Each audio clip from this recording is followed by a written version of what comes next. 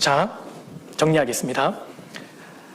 하나님의 말씀에 우리 인생에 붙잡히기 위해서는 내 마음에 하나님 말씀으로 채우는 것이 아주 중요하고, 그러기 위해서는 구체적으로 5가지의 태도가 요구됩니다. 하나님 말씀을 읽고, 하나님 말씀을 듣고, 외우고, 내 마음판에 새기고, 그리고 그 말씀을 공부하고 연구하고, 그리고 그 말씀에 대하여 순종하는 이런 과정을 통해서 하나님 말씀을 내 마음 가운데 채워가는 겁니다. 그렇게 되면 이런 일이 벌어집니다. 우리 사도행전 18장으로 다시 돌아가겠습니다. 5절입니다. 5절 다시 보시겠습니다.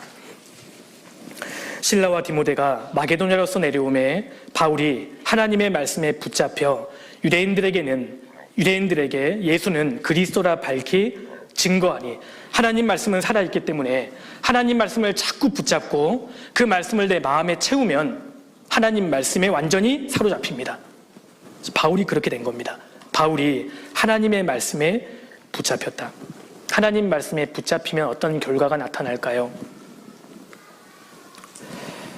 내 의지와 내 본성과 내 성향, 내 재능, 그 이상의 결과가 나타납니다. 하나님 말씀에 붙잡혀서 신비한 결과가 나타나는 겁니다.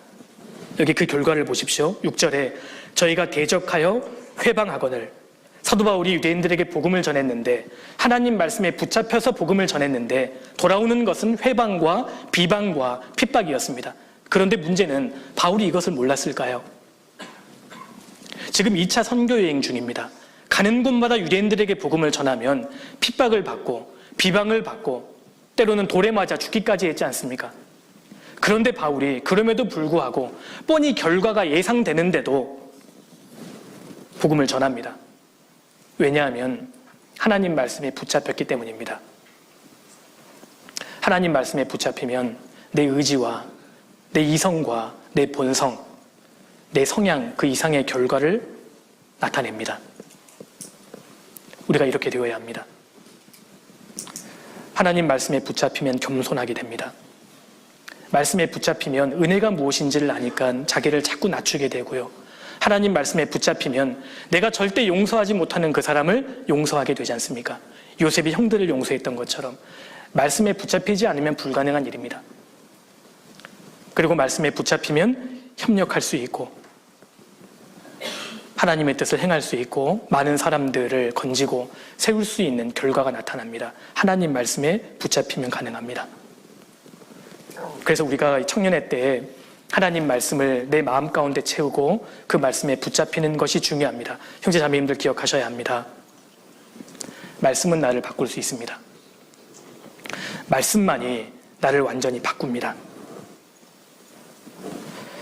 하나님 말씀은 한 인간의 삶을 완전히 바꿀 뿐만 아니라 한 도시를, 한 국가를, 심지어 시대를 완전히 바꿔버립니다. 16세기 중반까지만 하더라도 유럽에서 독일은 그 많은 열국들 가운데 아주 작은, 별 볼 일 없는 나라였습니다.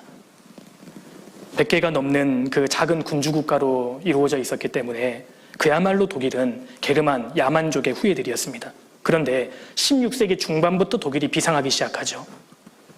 갑작스럽게 세계 최고의 철학자들, 문학자들, 문학가들, 이런 사람들을 배출하기 시작하고 심지어 300년 만에 독일 통일이 이루어지고 세계에 정말 내노라 하는 그런 강대국이 됩니다. 그 시작이 뭐였는 줄 아십니까? 16세기 중반에 루터가 종교개혁을 합니다.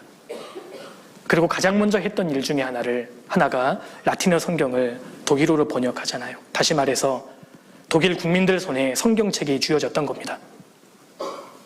성경 한 권이 그 삶의 인생을 완전히 바꿨고 나라를 바꾸고 시대를 바꿀 수 있는 겁니다.